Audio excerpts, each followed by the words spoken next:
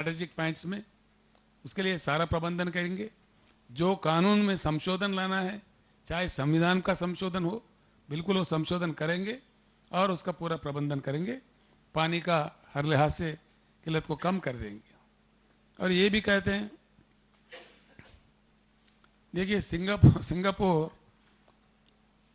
Singapore का बिल्कुल perimeter ही है 193 किलोमीटर।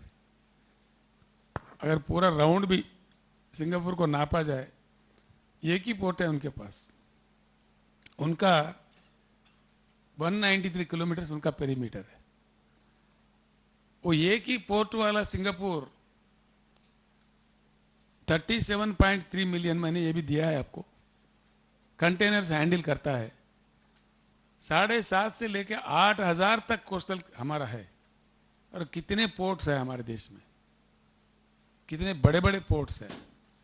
ये मतलब हम 25 करते हैं, 25 मिलियन। और चाइना 210 से लेकर 250 मिलियन डील करता है। हम कितने पीछे हैं। हमारे एक्सपोर्ट्स क्या है, हमारे इंपोर्ट्स क्या है, हमारे पोर्ट्स क्या है। तो कब हम इन लोगों के साथ मुकाबला कर पाएंगे, कब हम आगे बढ़ पाएंगे।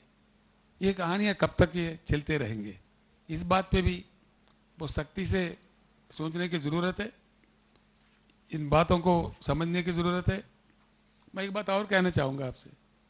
आज देश में एक धंधा चल रहा है, प्रधानमंत्री जी ही खुद कहते हैं, मैंने खुद सुना है टीवी पे, government has no business to do business. क्यों नहीं भैया, समझ में नहीं आता। गवर्नमेंट का तो काम है बिजनेस करना चाहिए या करना चाहिए। अपनी जिम्मेदारी से हटने वाला सरकार थोड़ी होता है, जिम्मेदारी निभाना चाहिए।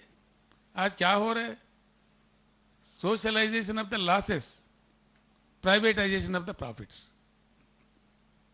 जहां नुकसान होता है ठोक दो जनता पे, बता दो, उनको डरा दो कि भाई ये इसमें नुकसान आ गया, घाटा हो गया, लिहाजा पेट्रोल बढ़ाओ, डीजल बढ़ाओ, गैस बढ़ाओ, फलाना बढ़ाओ, ढिमकाना बढ़ाओ। जिसमें प्रॉफिट होता है वो प्राइवेटाइज कर दो। बेहद अंधाधुन प्राइवेटाइजेशन क्यों किए जा रहे हैं, किस लिए किए जा रहे हैं। देखिए कितना तमाशा होता है।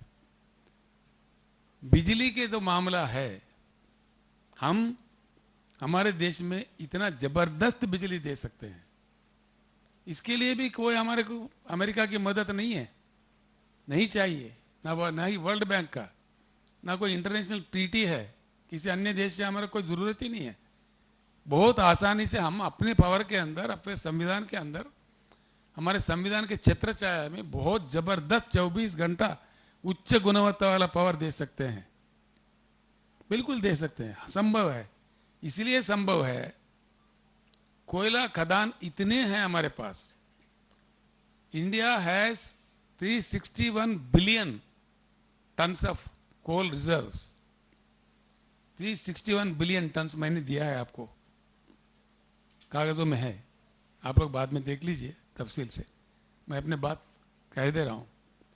361 बिलियन टन्स यानी कि उसमें अगर 40-50% भी जब रिट्रीवल करते आता है तो 125 ईयर्स के लिए, पूरे देश के लिए बिजली देने के लिए काफ़ी है।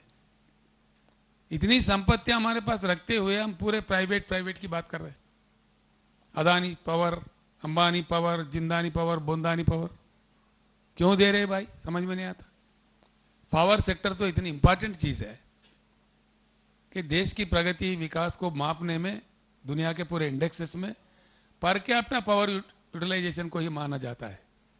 कौन सा देश कितना पर कैपिटा इसका पावर है, उसी से खाता मालूम हो जाता है देश का।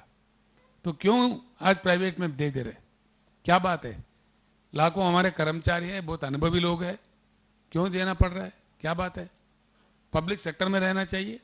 अगर पूरा पावर प्राइवेट में दे दो, एक दिन आएगा वो सरकार को ब्लैकमेल करेगा, देश को ब्लैकमेल करेगा। They will hold the government for ransom. पूरा उनके हाथ में रख दो। जहां क्रिटिकल है, जहां प्राइवेट ही कर सकता है, वहां दे दो कुछ मात्रा में।